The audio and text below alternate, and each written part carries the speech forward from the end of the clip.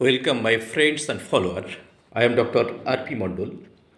আমি ডায়াবেটিস এবং diabetes related যে সমস্যা সেই সমস্যাগুলি নিয়ে কাজ করে থাকি এবং সাধারণ মানুষের মধ্যে ডায়াবেটিস সম্পর্কে তাদের সচেতনতা বৃদ্ধির কাজ করে থাকি। আমি আজকে ডায়াবেটিস এবং কিডনি এই দুটি সমস্যা নিয়ে সাধারণ মানুষ যেভাবে ভুগছে এবং দিন দিন এর সমস্যাটা যেভাবে বাড়ছে সেই সমস্যার সমাধানের কিছুটা চেষ্টা করছি। ডায়াবেটিস যেমন একটা নীরব ঘাতক, এটা silent killer. Kidney are also silent killer. যখন কিডনির মোর দ্যান 70% নেফ্রন ড্যামেজ হয়ে যায় তখন সে তার সিমটম দেয় যে তার কোমরে ব্যথা হচ্ছে, হাত পা ফুলে যাচ্ছে, বিভিন্ন ধরনের যে কিডনির সমস্যা সেই সমস্যার সিমটমগুলি তার চোখের নিচটা ফুলে যাচ্ছে ইত্যাদি ইত্যাদি, এই সমস্ত সমস্যাগুলি দেখা দেয়।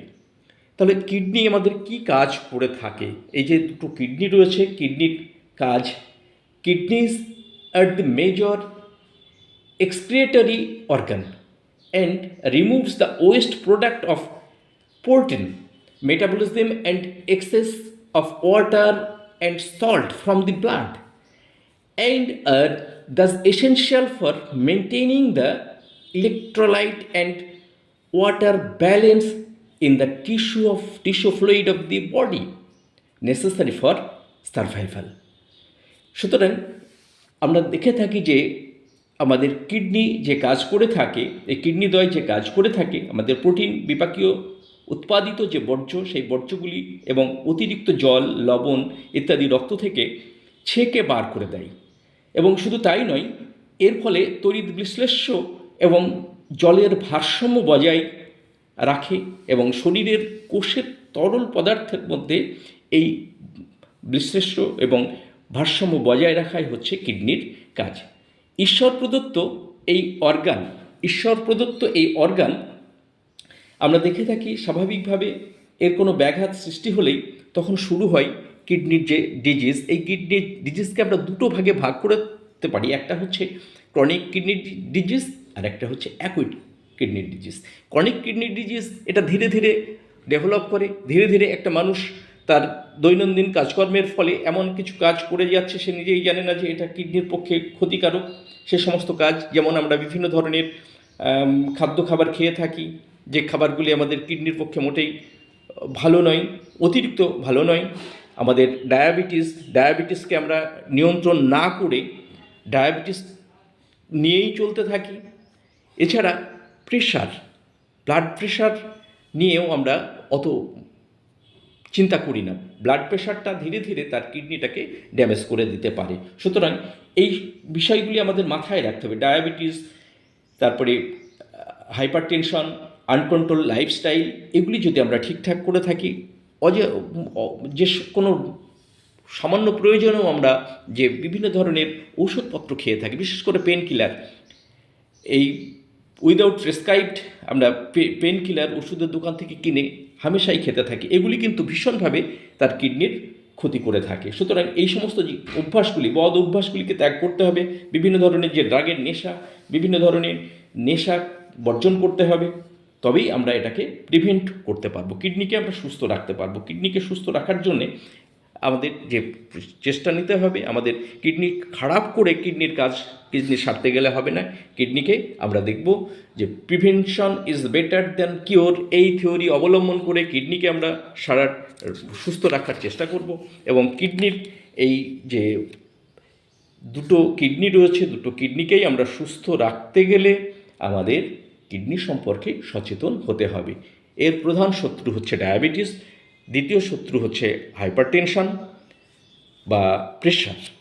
আমরা অযাচিতভাবে আমরা লবণ খাবো না। লবণটা প্রয়োজন লবণ এবং মিষ্টি এগুলিকে আমরা যতটা কম পারি সেগুলো যদি খাই, এবং অতিরিক্ত বয়স অনুসারে আমাদের প্রোটিনটাকেও বুঝে খেতে হবে। প্রোটিন মানেই সবসময় যে সেটা ভালো কাজ করবে তা নয়, প্রোটিন আমাদের প্রয়োজন মাফিক খেতে হবে। সুতরাং সেই সমস্ত খাবার যদি আমরা বুঝে খেতে পারি তাহলে আমাদের কিডনিকে আমরা অনেকটাই রক্ষা করতে পারবো। তা কিডনি নিয়ে আজকে যে সমস্যা সৃষ্টি হচ্ছে সেগুলি থেকে আমাদের দূরে থাকতে হলে আমাদের সচেতন হতে হবে, প্রয়োজনে ডাক্তারবাবুর পরামর্শ নিয়ে প্রয়োজনে ওষুধপত্র খেতে হবে, চলতে হবে। লাইফস্টাইল মডিফিকেশনের মাধ্যমে আমরা আমাদের শরীরের বিভিন্ন ধরনের অসুখ আমরা সারিয়ে তুলতে পারি। আমাদের এই এমটিএল থেরাপির মাধ্যমে আমরা হোমিও পদ্ধতিতে তার কনস্টিটিউশনাল ট্রিটমেন্ট দিয়ে প্রয়োজন অনুসারে তাদের অন্যান্য ট্রিটমেন্টের সাজেস্ট করা হয়ে থাকে। কনস্টিটিউশনাল ট্রিটমেন্ট তার ইমিউনিটিকে বুস্ট করে তার যে কোনো ধরনের সমস্যা খুব সহজেই সমাধান করে দিতে পারে, এটা বিজ্ঞানসম্মত।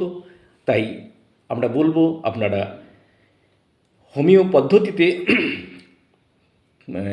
ক্লাসিক্যাল হোমিও পদ্ধতিতে কনস্টিটিউশনাল ট্রিটমেন্ট নিন, এবং যেখানে সিঙ্গেল মেডিসিনের দ্বারা হ্যানিম্যানিয়ান পদ্ধতিতে চিকিৎসা করা হয় সেই ধরনের চিকিৎসা আমরা দিয়ে থাকি, এবং সেই চিকিৎসা নিন এবং ভালো থাকুন। শুধু শরীর নয়, মানসিক দিক থেকেও আমরা হোমিও পদ্ধতিতে একটা মানুষকে সুস্থ রাখতে সক্ষম হচ্ছি। আমি আমার দীর্ঘ চিকিৎসা জীবনে দেখছি যে তাদের এই হোমিও পদ্ধতিতে চিকিৎসার ফলে তার কঠিন রোগ থেকে সে বিরত থাকছে, আর্থিক দিক থেকে সাশ্রয় হচ্ছে, তার মডার্ন মেডিসিনের যে সাইড এফেক্ট সেই সাইড এফেক্ট থেকে সে দূরে থাকছে। সুতরাং সার্বিকভাবে সুস্থ থাকার মূল কারণ বা মূল পথই হচ্ছে এই হোমিও পদ্ধতিতে তার চিকিৎসা যে কোনো রোগের। যখন আমরা প্র্যাকটিস অফ মেডিসিন অনুসারে যেটা দেখে থাকি, যেটা হোমিওতে যাওয়ার কথা নয়, তার জন্য তাকে যথাযথভাবে মানে মডার্ন মেডিসিনের সাহায্য নিতে হবে, দরকারে তার অপারেশনের প্রয়োজন হলে অপারেশন করাতে হবে ইত্যাদি। এই ধরনের সমস্যাগুলির তাকে অবস্থা বুঝে সেই ব্যবস্থাটা নিতে হবে। সেইভাবে আমরা কাউন্সেলিংয়ের মাধ্যমে তাকে চিকিৎসা দিয়ে থাকি এবং সুন্দরভাবে তাদের সারিয়ে তোলার যে প্রয়াস সেটা আমি করে থাকি এবং সাকসেস হচ্ছি। আপনারা চেষ্টা করে দেখতে পারেন। ধন্যবাদ, ভালো থাকবেন, সুস্থ থাকবেন। আগামী দিনে আবার আপনাদের সামনে হাজির হব কোনো ভিডিও নিয়ে।